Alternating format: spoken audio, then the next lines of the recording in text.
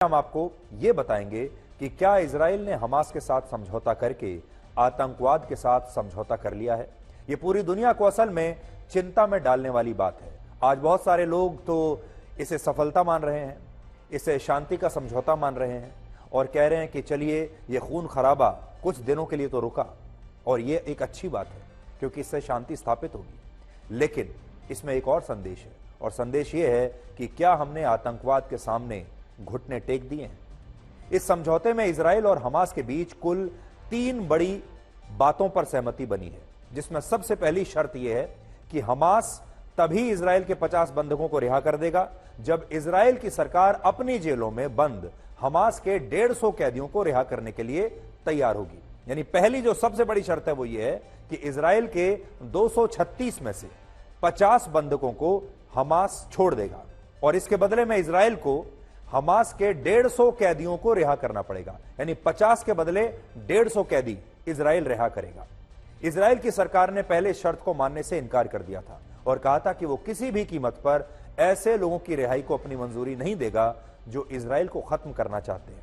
लेकिन आज कैबिनेट की बैठक में इजराइल की सरकार ने इस शर्त को मंजूर कर लिया, या आप ये भी कह सकते हैं कि इजराइल की सरकार इस शर्त को मंजूर करने पर मजबूर हो गई। अब इजराइल अपनी जेलों में बंद हमास के 150 कैदियों को रिहा करेगा और इसके बदले में हमास इजराइल के 50 बंधकों को छोड़कर समझौते की पहली शर्त का पालन करेगा। 50 मतलब 236 में से सिर्फ 50 छोड़ेगा, सबको नहीं छोड़ेगा। इसके अलावा हमास की तरफ से जिन 50 बंधकों को रिहा किया जाएगा उनमें महिलाओं और बच्चों की संख्या सबसे ज्यादा होगी। दूसरी तरफ इन 50 बंधकों को छुड़ाने के लिए इजराइल हमास के न सिर्फ 150 लोगों को अपनी जेलों से रिहा करेगा बल्कि उसे गाजा में 4 दिन के लिए युद्ध विराम यानी सीज फायर को भी लागू करना होगा। अगर पहले दौर में बिना किसी उल्लंघन के इन सभी शर्तों का पालन हुआ तो फिर दूसरे चरण की शर्तें लागू होंगी। यानी इस पूरे खेल का स्टेज 1 है, लेवल 1 है। जैसे आप एक वीडियो गेम खेलते हैं बिल्कुल वैसे ही पहले लेवल 1 है और फिर लेवल 2 आएगा। जो दूसरा चरण होगा उसमें अतिरिक्त 10 बंधकों की रिहाई पर सीज फायर को 1 दिन के लिए आगे बढ़ाया जाएगा। यानी हर बार जब 10 बंधकों को छोड़ा जाएगा तो यह युद्ध विराम 1 दिन के लिए और आगे बढ़ जाएगा। यानी 50 बंधकों के बाद जैसे जैसे हमास के आतंकवादी बाकी के बंधकों को रिहा करेंगे वैसे वैसे इस सीज फायर को 1-1 दिन के लिए आगे बढ़ाया जाएगा और इस तरह से यह युद्ध थम जाएगा और शायद यहीं पर खत्म भी हो जाए। हमास ने इजराइल के 236 लोगों को इस समय बंधक बनाया हुआ है, या ये कह सकते हैं कि अभी 236 लोग जिंदा बचे हैं और अगर वो इनमें से 50 बंधकों को रिहा करने के बाद हर दिन अगर 10-10 बंधकों को भी रिहा करता है तो फिर गाजा में 22 दिनों तक ये सीज फायर लागू रह सकता है। हालांकि हमें अब यह लगता है कि हमास इस सीज फायर को और भी लंबा खींचने की कोशिश करेगा और यह युद्ध शायद इसी सीज फायर पर समाप्त हो जाएगा। इस समझौते को लेकर हमास की तरफ से भी कुछ जानकारियां दी गई हैं जिनमें बताया गया है कि सीज फायर के दौरान इजराइल की सेना गाजा में न तो अब कोई हमला करेगी और न ही गाजा में इस दौरान किसी को भी गिरफ्तार किया जाएगा। इसके अलावा युद्ध विराम के समय दक्षिण गाजा के ऊपर एयर ट्रैफिक पूरी तरह से बंद रहेगा और उत्तरी गाजा में भी सुबह 10 बजे से शाम 4 बजे तक एयर ट्रैफिक पर यही प्रतिबंध लागू रहेंगे।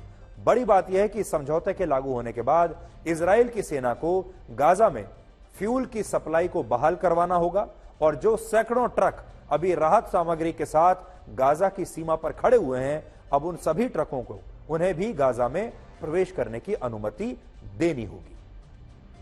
हमास का कहना है कि इजराइल ने इन सारी शर्तों पर अपनी सहमति दे दी है, लेकिन अगर इसके बाद भी इजराइल इन शर्तों का उल्लंघन करेगा तो फिर हमास इस समझौते को तोड़ देगा। यानी सोचिए, इस समझौते के बाद भी हमास धमकी दे रहा है कि वो इस समझौते को तोड़ भी सकता है और इसीलिए उसने सारे बंधक एक साथ रिहा नहीं किए हैं। 236 में से सिर्फ 50 बंधक रिहा कर रहा है और युद्ध को भी रुकवा रहा है। इससे आप समझ सकते हैं कि कैसे इजराइल ने हमास के सामने घुटने टेक दिए हैं और इजराइल हमास की सारी शर्तों को मानने के लिए तैयार हो गया है। यह समझौता कतर और इजिप्ट की मध्यस्थता से संभव हुआ है, जिसके लिए अमेरिका ने इन दोनों देशों को धन्यवाद दिया है। लेकिन इजराइल के बहुत सारे लोग इस समझौते को उनके साथ हुआ एक भद्दा मजाक बता रहे हैं, और यह बात सही भी है। इजराइल की जो जनता है वो आज काफी निराश होगी। यह समझौता तब हुआ है जब इस युद्ध को शुरू हुए आज 47 दिन हो चुके हैं, 47 डेज। इन 47 दिनों में कुल मिलाकर 15,300 लोगों की इस युद्ध में मौत हुई है, जिनमें 14,000 से ज्यादा लोग गाजा के हैं और लगभग 1,200 लोग इजराइल के हैं। इसके अलावा इस युद्ध की वजह से गाजा में अब तक 16 लाख लोग विस्थापित हो चुके हैं और इजराइल में 2.5 लाख लोगों ने पलायन किया है। सोचिए कितना नुकसान हुआ है। पिछले 47 दिनों में इजराइल की सेना के 383 सैनिक इस युद्ध में मारे गए हैं और इजराइल अब तक लगभग 85,000 करोड़ रुपए इस युद्ध पर खर्च कर चुका है। और यहां बात सिर्फ खर्च की नहीं है। देखिए यह युद्ध है, कितना विनाशकारी युद्ध ये रहा है। 47 दिन तक यह युद्ध चला है, 15,000 से ज्यादा लोग मारे गए हैं और अब ये दोनों पक्ष कहते हैं कि हम समझौता कर रहे हैं। पिछले महीने 7 अक्टूबर को हमास ने इजराइल पर जो आतंकवादी हमला किया था, उसके बाद से इजराइल गाजा पर 35,000 टन बारूद के हजारों बम गिरा चुका है, जिसमें गाजा की 2 लाख से ज्यादा इमारतों को नुकसान पहुंचा है और 40,000 इमारतें गाजा के नक्शे से पूरी तरह गायब हो चुकी हैं। लेकिन हजारों लोगों की मौत और लाखों करोड़ रुपए के नुकसान के बाद आज इजराइल की सरकार और हमास के आतंकवादी ये कह रहे हैं कि उन्होंने समझौता कर लिया है और अब गाजा में युद्ध विराम लागू हो जाएगा और यह युद्ध कुछ दिनों के लिए रुक जाएगा। अब जरा सोचिए, अगर यह युद्ध रोकना ही था, समझौता करना ही था, तो फिर इजराइल ने गाजा में आतंकवाद के खिलाफ 47 दिन तक यह युद्ध किस लिए लड़ा? और अगर हमास को बंधक बनाए गए इन लोगों को छोड़ना ही था, तो उसने ऐसा तब क्यों नहीं किया जब गाजा में उसके ही हजारों लोग दिन रात मारे जा रहे थे? और आज आप ये भी सोचकर देखिए कि अगर समझौता ही इस युद्ध का एकमात्र समाधान था, तो फिर यह समझौता पहले दिन ही क्यों नहीं हो गया? और जो इजराइल ये कहता था, जो दावा करता था कि वो हमास को 1 हफ्ते में जड़ से मिटा देगा, आज वो हमास के साथ ये डील करने के लिए आखिर तैयार कैसे हुआ? तो इसकी वजह यह है कि कलयुग के इस दौर में बुराई का अंत नहीं होता, बल्कि अब बुराई के साथ समझौता करके उसे छोड़ दिया जाता है। आप शुरुआत से अपने स्कूल के समय से सुनते आ रहे हैं कि बुराई पर अच्छाई की जीत होती है। हमारे देश में तो हम त्योहार जब मनाते हैं, दिवाली का त्योहार भी, तो कहते हैं कि ये बुराई पर अच्छाई का त्योहार है। जब दशहरा मनाते हैं तो कहते हैं कि ये बुराई पर अच्छाई की जीत है। पहले ऐसा हुआ करता था, लेकिन ये कलयुग है। अब इस कलयुग में बुराई पर अच्छाई की जीत होती ही नहीं है, बल्कि अच्छाई को बुराई के साथ सिर्फ समझौता करना पड़ता है। दुनिया में जो 2 विश्व युद्ध लड़े गए, उनका अंत निर्णायक रहा था। दूसरा विश्व युद्ध तभी समाप्त हुआ जब जर्मनी की सेना ने अपनी हार मानी और जापान की सेना ने सरेंडर किया। इसी तरह पहले विश्व युद्ध का अंत तब हुआ जब जर्मनी और ऑटोमन एम्पायर ने अपनी हार मानी। और अगर इससे भी पीछे जाएं तो रामायण काल में भगवान श्री राम और रावण के बीच जो युद्ध लड़ा गया, वो तभी खत्म हुआ जब श्री राम ने रावण का वध कर दिया था। उस युद्ध में रावण ने सीता का हरण किया था और फिर सीता को रावण से मुक्त कराने के लिए भगवान श्री राम ने रावण के खिलाफ युद्ध लड़ा और उसका वध करके उसकी बुराइयों का अंत किया। और इसीलिए हम कहते हैं कि बुराई पर अच्छाई की विजय होती है। लेकिन आज के जमाने में बुराई के साथ समझौता करना पड़ता है। आजकल के युद्ध में बुराई का अंत नहीं होता। महाभारत में भी बुराई का अंत हुआ और अच्छाई की जीत हुई।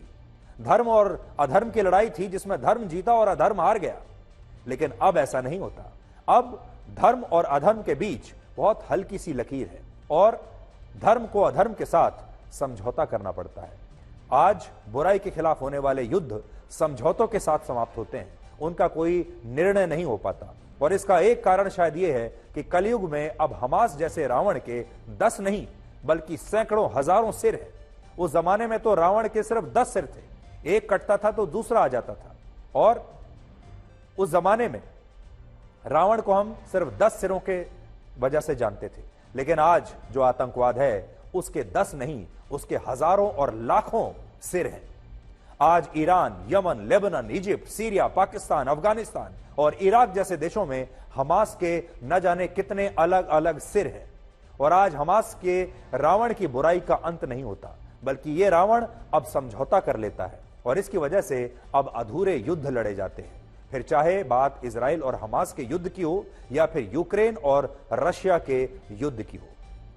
आज आप इजराइल और हमास के बीच हुए इस समझौते का निष्कर्ष इन 5 बातों से समझ सकते हैं और ये 5 बातें पूरी दुनिया के लिए एक बहुत बड़ा संदेश है। पहला निष्कर्ष यह है कि इजराइल ने हमास से समझौता करके आतंकवाद को लेजिटिमाइज कर दिया है और इससे कहीं ना कहीं ऐसा भी लगता है कि हमास इजराइल के लोगों को बंधक बनाकर उसे ब्लैकमेल करने में कामयाब हो गया है।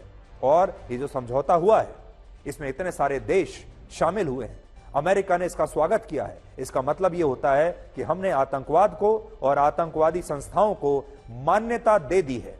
अब हमने यह तय कर लिया है कि हम आतंकवादी संस्थाओं के साथ टेबल पर बैठकर समझौता भी करेंगे, उनके साथ बातचीत भी करेंगे, संधियां भी करेंगे और उनकी बंदूक के साथ शांति की बातचीत करेंगे। दूसरा निष्कर्ष यह है कि इजराइल की सरकार कहती थी कि उसकी राष्ट्रीय नीति ऐसी है कि वो कभी किसी आतंकवादी संगठन से कभी भी कोई बातचीत नहीं करेगी, कोई समझौता नहीं करेगी। लेकिन अब इजराइल की सरकार हमास के आतंकवादियों से बात भी कर रही है और समझौते भी कर रही है, जिससे सवाल खड़ा होता है कि या तो इजराइल ने पहले हमास को आतंकवादी मानकर गाजा में जो कार्रवाई की वो गलत थी, या ये आतंकवादी थे ही नहीं, जैसा कि दुनिया के ज्यादातर देश आज भी हमास के लोगों को आतंकवादी मानते ही नहीं है।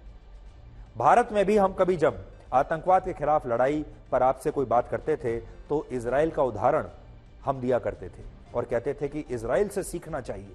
इजराइल वो देश है जिसकी राष्ट्रीय नीति में यह लिखा है कि वो कभी भी आतंकवादियों के साथ ना तो नेगोशिएट करेंगे, ना बातचीत करेंगे, ना समझौता करेंगे। लेकिन इजराइल ने इस बार यह भी कर लिया और इजराइल इतना मजबूर हो गया।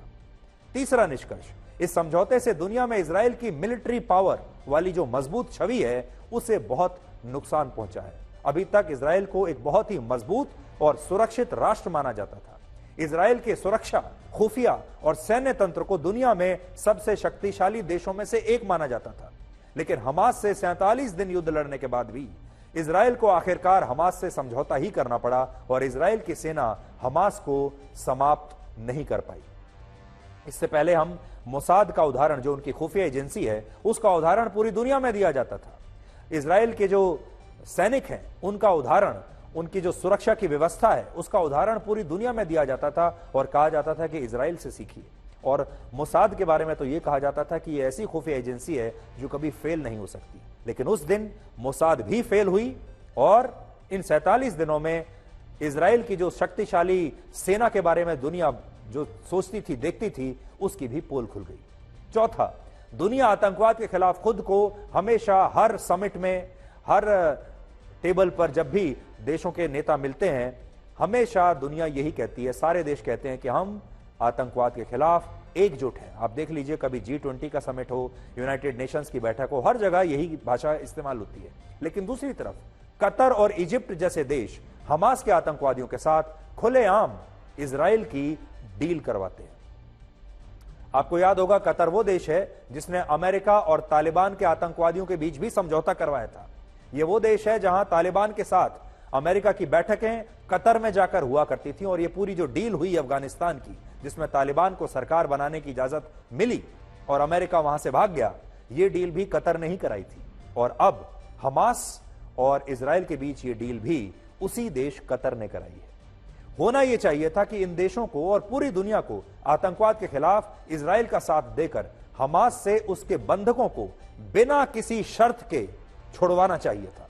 लेकिन हमास की तरफ से ये देश इजराइल के साथ डील कर रहे हैं, उसे कन्विंस कर रहे हैं कि आप समझौता कर लीजिए, इसी में आपका फायदा है और ये किसी मजाक से कम नहीं है।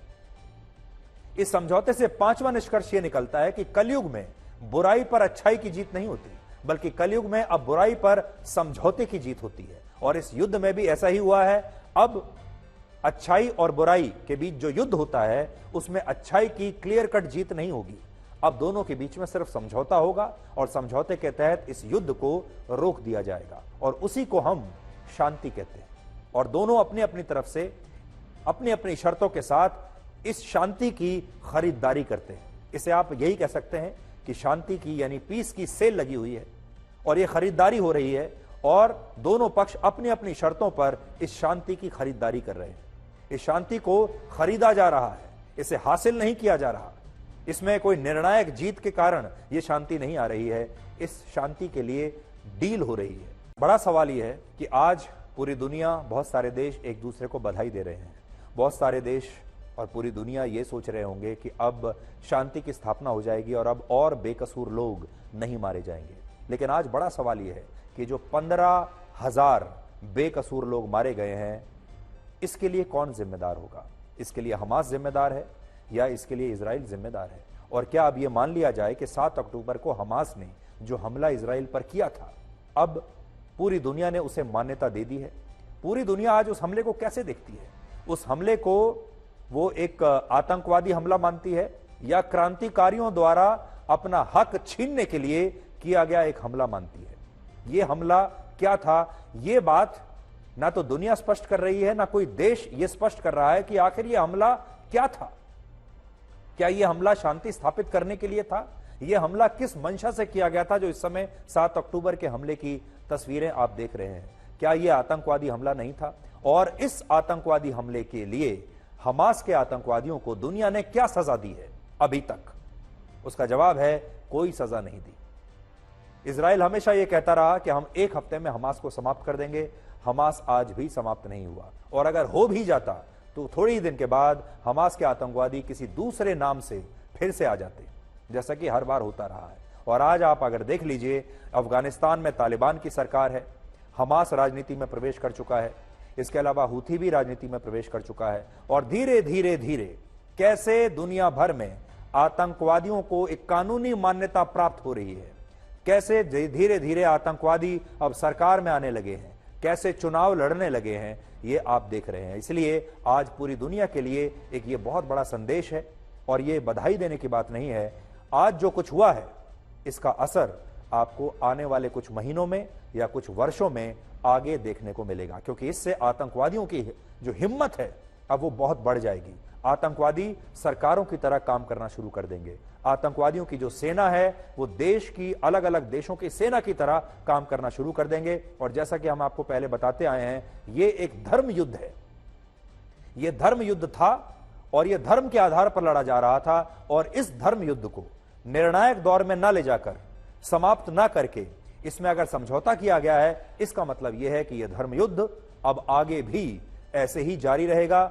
हो सकता है इजराइल के बाद किसी और देश के खिलाफ लड़ा जाए, हो सकता है अगली बार भारत के खिलाफ लड़ा जाए, और भारत के खिलाफ भी जब लड़ा जाएगा तो यह भी हो सकता है कि भारत को भी आगे चलकर, बहुत नुकसान उठाने के बाद, आगे चलकर इनसे समझौता ही करना पड़े, क्योंकि पूरी दुनिया आ जाएगी और कहेगी कि अब जो हुआ उसे भूल जाओ, अब समझौता कर लीजिए। जरा कल्पना करके देखिए कि हमारे देश में जो 26/11 का हमला हुआ था मुंबई में, अगर उसके जो गुनाहगार हैं, यह मामला और आगे बढ़ता और दूसरे देश आते और कहते थे कि कोई बात नहीं, आप आतंकवादियों से समझौता कर लीजिए और आप पाकिस्तान से भी समझौता कर लीजिए। आज बिल्कुल वैसी ही स्थिति उत्पन्न हुई है, और यह दुनिया के लिए और दुनिया की शांति के लिए अच्छी बात बिल्कुल भी नहीं है।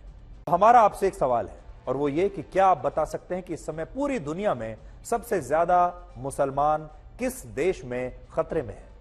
दुनिया के बड़े बड़े देश, संस्थाएं, मीडिया, पत्रकार, बड़े बड़े नेता, विपक्ष के नेता हमारे अपने ही देश में गाजा के मुसलमानों को खतरे में नहीं मानते, जहां सिर्फ 1.5 महीने में 16 लाख मुसलमान विस्थापित हो चुके हैं और 14,000 मुसलमानों की मौत हो चुकी है। ये देश और संस्थाएं अफगानिस्तान में मुसलमानों पर जो अत्याचार हो रहे हैं उसे अत्याचार नहीं मानती। चीन और पाकिस्तान में बलूचिस्तान के मुसलमानों को भी खतरे में नहीं मानते, जिन पर आए दिन अत्याचार होते हैं। इनकी जगह ये तमाम देश, ये तमाम लोग पूरी दुनिया में भारत के मुसलमानों को सबसे ज्यादा खतरे में मानते हैं, और कहा जाता है कि भारत का अल्पसंख्यक वर्ग खुद को डरा हुआ और असुरक्षित महसूस करता है। ये बात आपने एक बार नहीं, सैकड़ों बार नहीं, हजारों बार सुनी होगी, और ये जो वक्तव्य दिया जाता है ये अक्सर हर जगह दिया जाता है, राजनीति में भी और वैसे भी। कहा जाता है कि भारत में अल्पसंख्यक असुरक्षित हैं और वो डरे हुए हैं। लेकिन आज हम आपको भारत के एक ऐसे मुस्लिम नेता का बयान सुनवाएंगे जिससे आपको पता चलेगा कि भारत में मुसलमानों के खतरे में होने की जो थ्योरी है वो कितनी झूठी है। ये बयान AIMIM पार्टी के नेता असदुद्दीन ओवैसी के सगे भाई अकबरुद्दीन ओवैसी का है, जिन्होंने तेलंगाना की एक चुनावी रैली में एक पुलिस इंस्पेक्टर को खुलेआम धमकी देते हुए कहा कि अगर उन्होंने रैली में आए अपने समर्थकों को एक इशारा किया तो ये समर्थक पुलिस को वहां से भागने के लिए मजबूर कर देंगे। इस पुलिस इंस्पेक्टर की गलती सिर्फ इतनी थी कि वो अकबरुद्दीन ओवैसी को यह बता रहा था कि चुनाव आचार संहिता के तहत इस चुनावी रैली में भाषण देने का समय समाप्त हो चुका है, इसलिए उन्हें अपना कार्यक्रम अब रोक देना चाहिए, अपना भाषण रोक देना चाहिए। लेकिन इसके बाद अकबरुद्दीन ओवैसी ने कहा कि उन्हें रोकने वाला आज तक कोई पैदा नहीं हुआ, और यह बात वो उस देश में कह रहे थे जहां के मुसलमानों को बात बात पर खतरे में बताया जाता है और डरा हुआ बताया जाता है। और अकबरुद्दीन ओवैसी ने जब पुलिस को सरेआम ये धमकी दी, तब उसी पुलिस के सुरक्षाकर्मी, उनके अपने सुरक्षाकर्मी उनके साथ बंदूक लिए खड़े हुए थे, जिनका इस धमकी को सुनकर शायद खून जरूर खौल रहा होगा। लेकिन हमारे जो पुलिस वाले हैं जो कि अकबरुद्दीन ओवैसी की ही सुरक्षा कर रहे हैं, ये मजबूर होंगे, क्योंकि ये संविधान से, ये कानून से बंधे हुए हैं। पहले आप ये देखिए कि अकबरुद्दीन ओवैसी ने पुलिस के लिए कितनी आपत्तिजनक भाषा का इस्तेमाल किया है, और ये सिर्फ पुलिस के लिए नहीं, ये लोकतंत्र के लिए एक आपत्तिजनक भाषा मानी जाएगी, हमारे संविधान के लिए भी आपत्तिजनक भाषा मानी जाएगी। अब आप खुद सुनिए। आपको फिर चलिए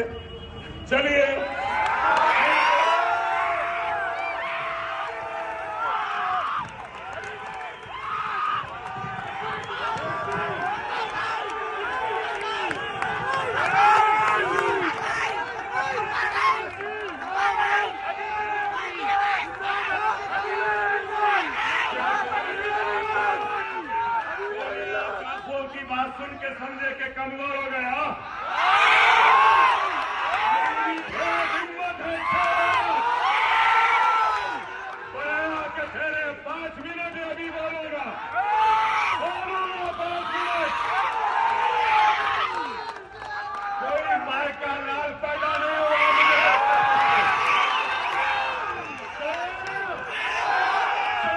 गुड्डा बता दो, इशारा कर दिया तो दौड़ना पड़ेगा।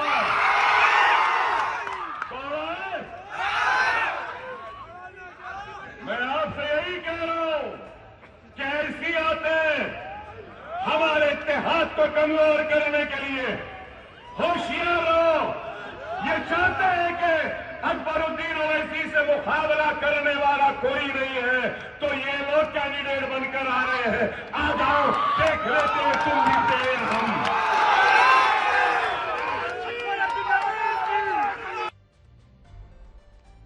तो आपने देखा कि अकबरुद्दीन ओवैसी कितने डरे हुए दिखाई दे रहे हैं। आपने ये भी महसूस किया होगा कि वो कितने असुरक्षित महसूस कर रहे हैं। क्या आपको ऐसा लगा कि ओवैसी साहब डरे हुए हैं? क्या आपको ऐसा लगा कि वो असुरक्षित महसूस कर रहे हैं? बल्कि वो तो मंच पर खड़े होकर खुलेआम भारत के संविधान को चुनौती दे रहे हैं, भारत के लोकतंत्र को चुनौती दे रहे हैं, भारत की पुलिस को चुनौती दे रहे हैं और उन्हें धमका रहे हैं, और उनके समर्थक जबरदस्त तरीके से उन्हीं के सामने तालियां बजा रहे हैं। वो जितना ज्यादा अपमानजनक भाषा का इस्तेमाल करते हैं, तालियों की गड़गड़ाहट उतनी ही ज्यादा होती है, नारेबाजी उतनी ही बढ़ती जाती है, जैसे कि जनता ये कह रही हो कि वाह ओवैसी साहब, बिल्कुल आप ऐसा ही करिए। और ओवैसी जानते हैं कि वो जितना ज्यादा अपमान करेंगे पुलिस का, भारत की लोकतांत्रिक व्यवस्था का जितना ज्यादा अपमान करेंगे। और देखिए, असम के जो मुख्यमंत्री हैं हेमंत बिस्वा शर्मा, उन्होंने अभी इसी बयान पर अपनी एक प्रतिक्रिया दी है, पहले वो सुन लेते हैं। बीजेपी सरकार नहीं है, तेलंगाना में बीजेपी सरकार बनेगा तो आपको जीवन में ऐसा वीडियो नहीं दिखेगा। एक बार बीजेपी को सरकार बनाइए, जीवन में ऐसा वीडियो नहीं आएगा। इस बार 7 सीटें हैं असदुद्दीन ओवैसी, क्या लगता है कि 7 देखिए यहाँ में बहुत सारे प्रॉब्लम है। जैसे वोटर लिस्ट में मरने वाला लोगों का भी नाम काटा नहीं जाते हैं, जो लोग मर गया उसका नाम भी वोटर लिस्ट में रहते हैं। तो इसीलिए जो ओवैसी जी का सीध है, एक बार तेलंगाना का बीजेपी सरकार बनेगा, हम लोग वोटर लिस्ट बढ़िया से बनवाऊंगा और जीवन में ओवैसी नहीं जीतेगा। अभी तो खेला करके रखा हुआ है ना सारे कुछ, तो इसको रिफॉर्म करने का जरूरत है। आपने असम के मदरसों की बात कही, क्या आपका ये भी कहना है कि अगर बीजेपी, तो देखिए दोनों तरफ से जो भाषा आ रही है वो कैसी आ रही है। ओवैसी साहब अलग चुनौती दे रहे हैं और हेमंत बिस्वा शर्मा कह रहे हैं कि एक बार अगर बीजेपी की सरकार आ गई तो वो ऐसा वीडियो दोबारा बना नहीं पाएंगे। अकबरुद्दीन ओवैसी तेलंगाना से विधायक हैं और उनके भाई असदुद्दीन ओवैसी हैदराबाद लोकसभा सीट से सांसद हैं और उनके पिता सुल्तान सलाउद्दीन ओवैसी भी इसी सीट से सांसद रह चुके हैं। और फिर भी दुनिया कहती है कि भारत में मुसलमानों को दबाया जाता है और उन्हें बराबरी के अधिकार नहीं मिलते। अकबरुद्दीन ओवैसी अपने इस तरह के बयानों के लिए पहले भी विवादों में रह चुके हैं, पहले भी वो इस तरह के बयान देते आए हैं और एक बार फिर से वो ये बयान दे रहे हैं। लेकिन बड़ी बात यह है कि जब भी वो ऐसा बयान देते हैं जिसमें भारतीय लोकतांत्रिक व्यवस्था को चुनौती दी जाती है, उनके समर्थक खुश होते हैं, वो तालियां बजाते हैं। लेकिन आज बड़ी बात यह है कि मैं आपको फिर से वो तस्वीर दिखाता हूं जो सुरक्षाकर्मी उनके वहां पर खड़े हुए थे जब वो ये बयान दे रहे थे। अकबरुद्दीन ओवैसी के ही सुरक्षाकर्मी वहां पर खड़े हुए हैं, पुलिस वाले वहां पर खड़े हुए हैं। जब एक नेता मंच पर खड़ा होकर पुलिस वालों को धमकाता है, उनसे कहता है कि हिम्मत है तो आगे आओ, पुलिस वालों के हाथ में बंदूक है, गन है, उनका खून भी खौलता होगा अपना यह अपमान सुनकर। लेकिन देखिए उनकी भी कैसी मजबूरी है कि वो चुपचाप खड़े हैं और ओवैसी को सुन भी रहे हैं और ओवैसी साहब की सुरक्षा भी कर रहे हैं। यह होती है लोकतांत्रिक व्यवस्था। हालांकि अगर आपको अब भी यह लगता है कि भारत के मुसलमान पूरी दुनिया में सबसे ज्यादा खतरे में हैं, तो हम आपको आज चीन के बारे में कुछ नई जानकारी देना चाहते हैं। अमेरिका के ह्यूमन राइट्स वॉच की एक नई रिपोर्ट आई है जिसमें लिखा है कि चीन में लोगों को इस्लाम धर्म का पालन करने से रोकने के लिए वहां की हजारों मस्जिदों को निशाना बनाया जा रहा है और इन मस्जिदों की मीनारों और गुंबदों को तोड़कर अब इनकी रूपरेखा यानी इनके स्ट्रक्चर को भी बदला जा रहा है कि ये मस्जिदें अब मस्जिदें जैसी अब लगती ही नहीं है। इनका जो पूरा स्ट्रक्चर है उसे बदल दिया गया है, वहां पर गुंबद रखना अलाउड नहीं है। अब तक चीन में 16,000 मस्जिदें या तो तोड़ी जा चुकी हैं या उन्हें बंद किया जा चुका है। लेकिन हैरानी की बात यह है कि इस पर दुनिया के किसी भी मुस्लिम देश ने अब तक चिंता नहीं जताई है, या यह कह लीजिए कि मुस्लिम देश चीन के इन मुसलमानों को असल में मुसलमान मानते ही नहीं है। और ये जो थ्योरी है सबको सूट करती है। पिछले साल जब कर्नाटक में मुस्लिम छात्राएं स्कूल कॉलेजों में हिजाब पहनने के लिए आंदोलन कर रही थी, उस समय आतंकवादी संगठन अलकायदा ने कहा था कि भारत के मुसलमान खतरे में हैं। लेकिन चीन में जब लाखों मुसलमानों को डिटेंशन कैंप्स में रखकर उन पर अत्याचार होते हैं और वहां इस तरह से मस्जिदों को तोड़ा जाता है, तो न तो मुस्लिम देश इसका विरोध करते हैं और न ही अलकायदा जैसे आतंकवादी संगठनों को इस्लाम या मुसलमान खतरे में नजर आते हैं।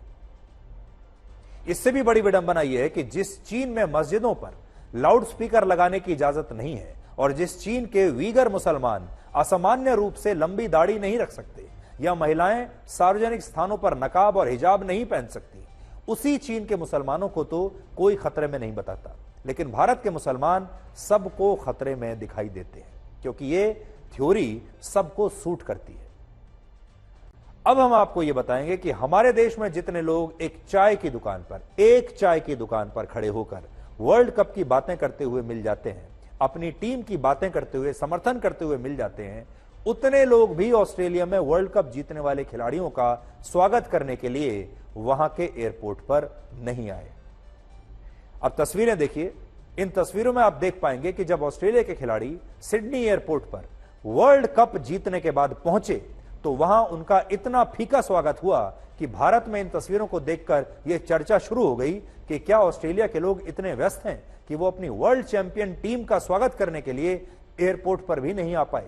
आप पहले इन तस्वीरों को देखिए। जब ऑस्ट्रेलिया की टीम वापस अपने देश पहुंची वर्ल्ड कप जीतने के बाद, तो एयरपोर्ट पर उनका कितना फीका स्वागत हुआ है देखिए।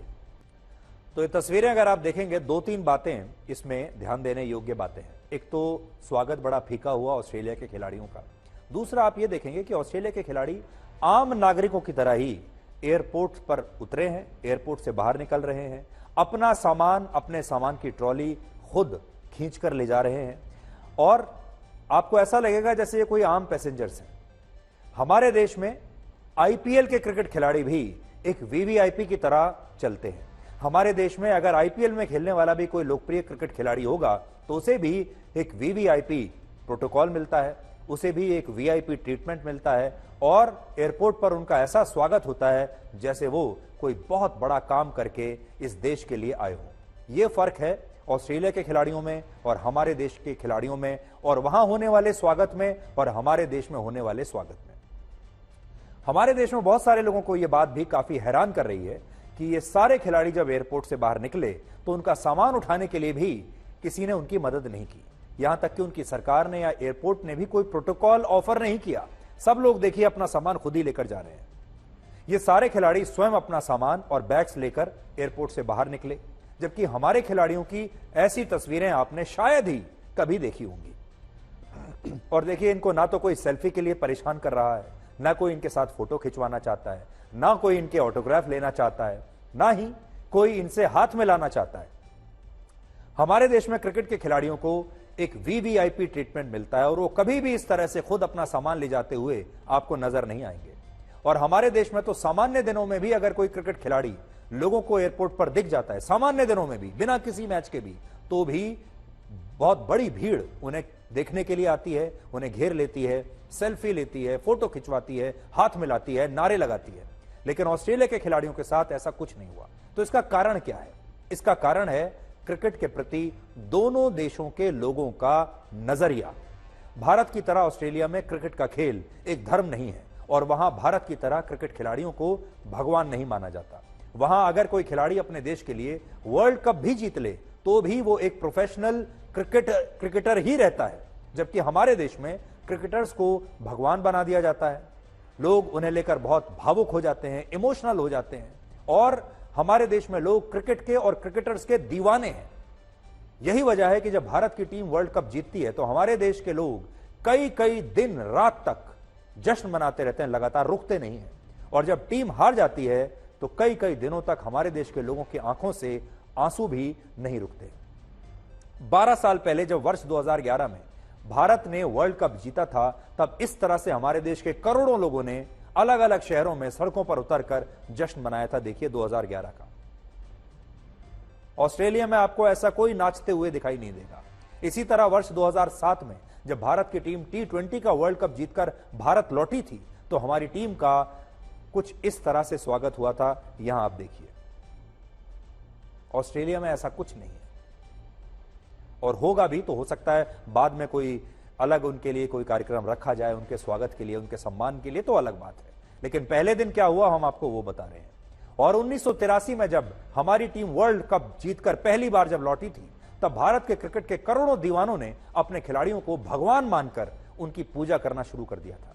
और यही वजह है कि जब हमारे देश के लोगों ने ऑस्ट्रेलिया के वर्ल्ड चैंपियन खिलाड़ियों का इतना फीका स्वागत देखा तो शायद हमारे देश के लोगों को अपनी आंखों पर यकीन नहीं हो रहा।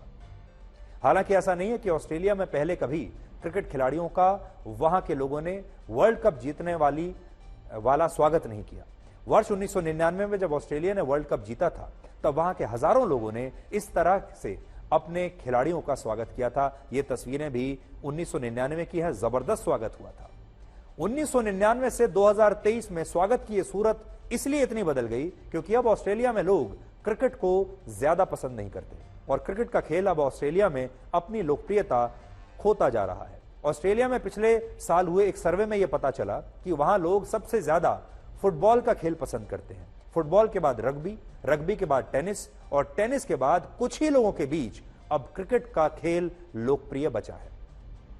ऑस्ट्रेलिया और भारत में एक अंतर यह भी है कि ऑस्ट्रेलिया की कुल आबादी सिर्फ 2.5 करोड़ है, जबकि भारत में डिजिटल लाइव स्ट्रीमिंग पर ही वर्ल्ड कप का फाइनल मैच देखने वाले लोगों की संख्या 5.5 करोड़ से ज्यादा थी।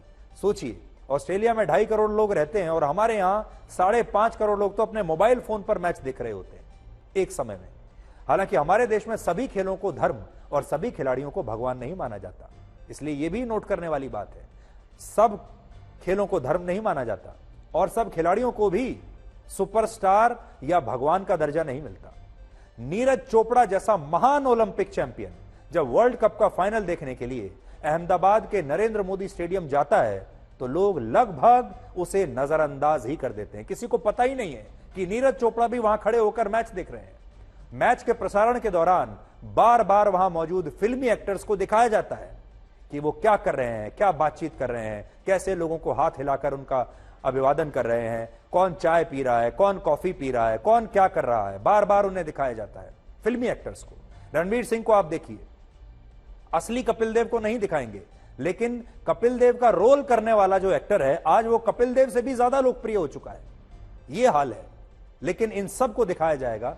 लेकिन नीरज चोपड़ा का चेहरा एक बार भी वर्ल्ड कप फाइनल के ब्रॉडकास्ट के दौरान टीवी की स्क्रीन पर नजर नहीं आया। नीरज चोपड़ा अगर अपने सोशल मीडिया पर अपनी इस तस्वीर को पोस्ट नहीं करते तो शायद किसी को यह पता ही नहीं चलता कि नीरज चोपड़ा भी 19 नवंबर को वर्ल्ड कप का फाइनल देखने के लिए अहमदाबाद के स्टेडियम में मौजूद थे। लेकिन उन्हें टीवी पर स्क्रीन पर नहीं दिखाया गया क्योंकि शायद उन्हें वो महत्व दिया नहीं गया। और जैसा कि मैंने आपको कहा, हमारे यहां पूजा जो होती है वो सिर्फ क्रिकेट के खिलाड़ियों की होती है और एक तरह से नीरज चोपड़ा को वहां पर नजरअंदाज कर दिया क्योंकि वो भारत का जो इकोसिस्टम है पूरा, उसमें शायद वो फिट नहीं बैठते। ब्रॉडकास्टर्स ने जो अपना इकोसिस्टम बनाकर रखा है, एडवर्टाइजर्स ने जो अपना इकोसिस्टम बनाकर रखा है, जो पैसे वालों का जो इकोसिस्टम है, और शायद हमारे दर्शक भी जो देखना चाहते हैं, दर्शकों के लिए भी जो लोकप्रिय है, उस फॉर्मूले में शायद नीरज चोपड़ा फिट नहीं बैठते, जो कि बहुत ही दुख का विषय है। आज हम आपसे बस इतना कहना चाहेंगे, जो हमने आपको पहले भी कहा था, कि क्रिकेट के खेल को लेकर अपनी जो एक्सपेक्टेशंस हैं, अपनी जो उम्मीदें हैं, उनका प्रबंधन करना सीखिए, अपनी एक्सपेक्टेशंस को मैनेज करना सीखिए। और जैसे बाकी के जो देश हैं, ऑस्ट्रेलिया जैसे देश, इंग्लैंड जैसे देश, वो क्रिकेट को सिर्फ एक खेल मानते हैं, मैच को सिर्फ एक मैच मानते हैं, वो इसे कोई युद्ध नहीं मानते, वो इसे कोई धर्म युद्ध नहीं मानते। और इन देशों में क्रिकेट के खेल को देशभक्ति से जोड़कर भी देखा नहीं जाता। असल में हमारे इस देश में हमारे जो करोड़ों क्रिकेट के फैंस हैं, वो क्रिकेट को एक धर्म मानने लगे हैं, क्रिकेट को देशभक्ति से भी जोड़कर मानने लगे हैं। अगर कोई खिलाड़ी अच्छा नहीं खेलता तो उसकी देशभक्ति पर तुरंत सवाल उठाने लगते हैं। अगर कोई खिलाड़ी किसी दिन परफॉर्म नहीं कर पाता, उसके परिवार की आलोचना करने लगते हैं और बहुत भावुक हो जाते हैं। हम बस आपसे आज ये कहना चाहेंगे कि क्रिकेट के खेल को जरूर एंजॉय कीजिए। हमारे जो क्रिकेट के खिलाड़ी हैं, उनके खेल को जरूर एंजॉय कीजिए, उन्हें जरूर आप स्टारडम दीजिए। वो बड़े खिलाड़ी हैं, इस बात से कोई इनकार नहीं करता, लेकिन उन्हें भगवान मत बनाइए। और जब आप उन्हें भगवान बना देते हैं तो नुकसान भी असल में उनका होता है और देश का होता है, क्योंकि भगवान पर इतना ज्यादा दबाव पड़ जाता है, क्योंकि भगवान हार नहीं सकता, भगवान आउट नहीं हो सकता, भगवान की बॉल पर चौके और छक्के नहीं लग सकते। और जब ये खिलाड़ियों को वो प्रेशर का अनुभव होता है, जैसा कि इस बार फाइनल मैच में हुआ, तो अगर आप हमसे पूछें तो मैं ये कहूंगा कि एक लाइन में जो प्रेशर था भारत के टीम के ऊपर, वो भगवान वाला प्रेशर, वो प्रेशर जिसमें वो जानते थे कि अगर हम हार गए तो लोग आत्महत्या कर लेंगे, जैसा कि कई मामलों में अभी सामने भी आ रहा है, लोगों के आंसू नहीं रुकेंगे।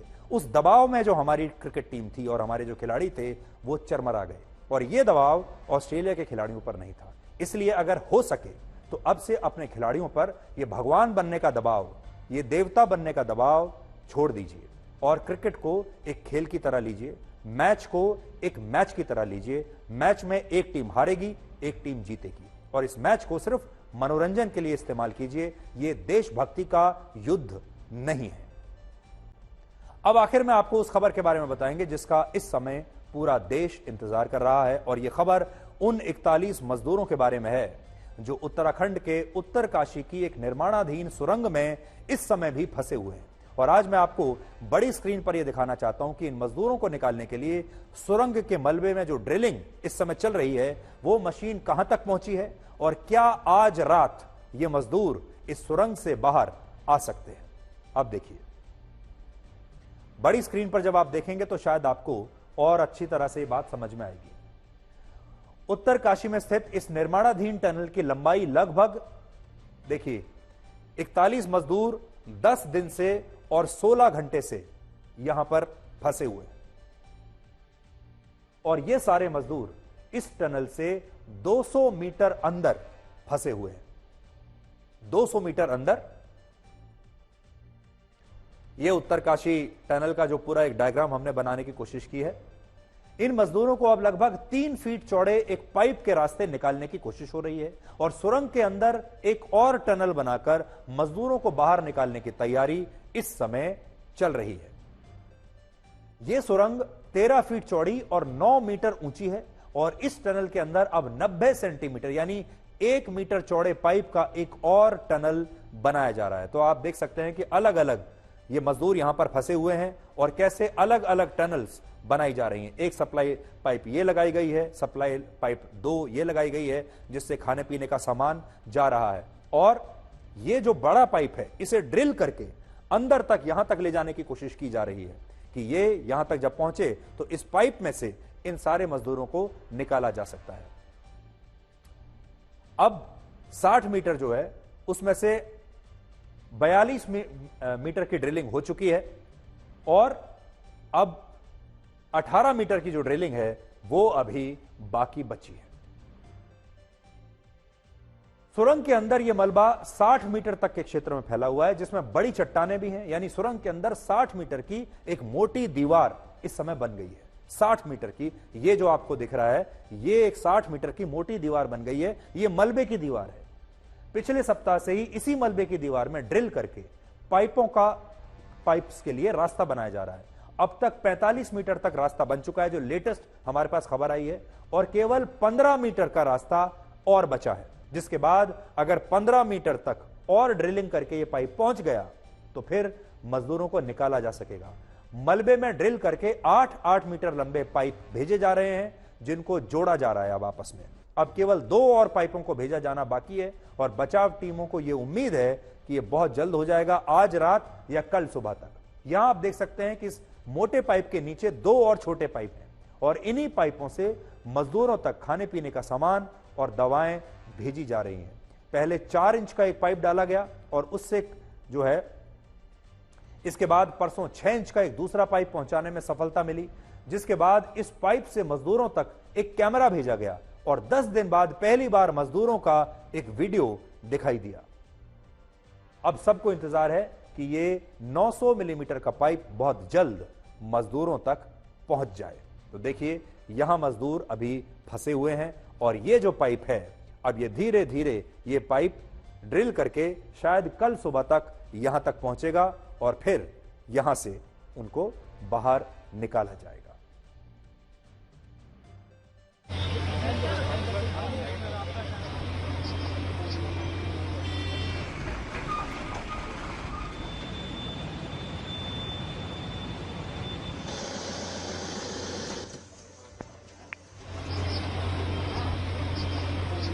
तो बड़ी सारी अड़चनें आ सकती है, लेकिन अगर ना आए और उम्मीद करते हैं कि अगले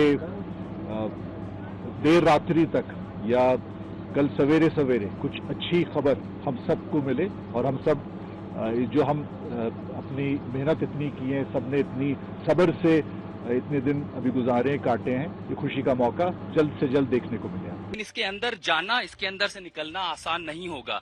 6 मीटर का रास्ता तय करने में दरअसल आपको लगेगा इतना अंधेरा है, क्लास्ट्रोफोबिया जैसी कंडीशन हो सकती है, तो इसका भी रास्ता निकल गया है। मजदूर हैं, उनकी हिम्मत है, उनका हौसला है, वो यहाँ से निकलना उनके लिए कोशिश तो कर सकते हैं। एनडीआरएफ के लोग, एसडीआरएफ के लोग जब अगर जाएंगे तो मदद करेंगे, लेकिन तैयारी के लिए दरअसल एनडीआरएफ ने एक स्ट्रेचर तैयार किया है। उस स्ट्रेचर में बेरिंग लगी है। मान लीजिए कोई मजदूर नहीं निकल पाता तो उसको उस पर लिटा दिया गया, एक रोप बाहर और तुरंत खींच लिया जाएगा। बेरिंग है, पहिया है, तो वो रिवॉल्विंग होगा, वो आसान कर देगा निकलना। लेकिन हाँ समझिए कि सिर्फ यहां से लेकर के यहां तक आने में आपको बाकायदा क्रॉल करना पड़ेगा। सांस फूलने लगती है, अंधेरा है, डर लगेगा, आपको लगेगा सांस लेने में दिक्कत हो रही है। हालांकि वो पाइप का जो व्यास है उससे सिर्फ 10 सेंटीमीटर बड़ा है, लेकिन अगर ये दूरी इससे 10 गुना ज्यादा हो, यानी ये सिर्फ एक हिस्सा हो, अगर इससे 10 गुना लंबी दूरी तय करनी हो तो आप वो दूरी समझ लीजिए कि जहां वो ट्रक खड़ा है जिस पर सीमेंट की पाइप है, उससे लेकर के इस ट्रक के हिस्से में ये दूरी होगी 60 metre. I can say that बिल्कुल अच्छा है, बहुत अच्छा है। 39 तक हम पहुंच गए हैं, उम्मीद रखते हैं सब ठीक होगा। I spoke to them, all of them are in high spirits. काम करने का पॉजिटिव एनवायरनमेंट बना हुआ है। Let us hope we will be able to achieve it. तो हम उम्मीद कर रहे हैं और प्रार्थना भी कर रहे हैं इन मजदूरों के लिए और इनके परिवारों के लिए, और हम चाहेंगे कि आप भी प्रार्थना कीजिए। और ये उम्मीद मैं कर रहा हूं कि जब कल का ब्लैक एंड व्हाइट हम आपके सामने पेश करेंगे कल रात 9 बजे, तो शायद इस खुशखबरी के साथ ये ब्लैक एंड व्हाइट पेश करेंगे कि ये मजदूर सुरक्षित इस सुरंग से बाहर आ गए हैं और अब अपने अपने परिवारों के साथ हैं। जिंदगी जीने के 2 तरीके हैं। पहला, जो पसंद है उसे हासिल करना सीख लें, या जो हासिल है उसे पसंद करना सीख लें।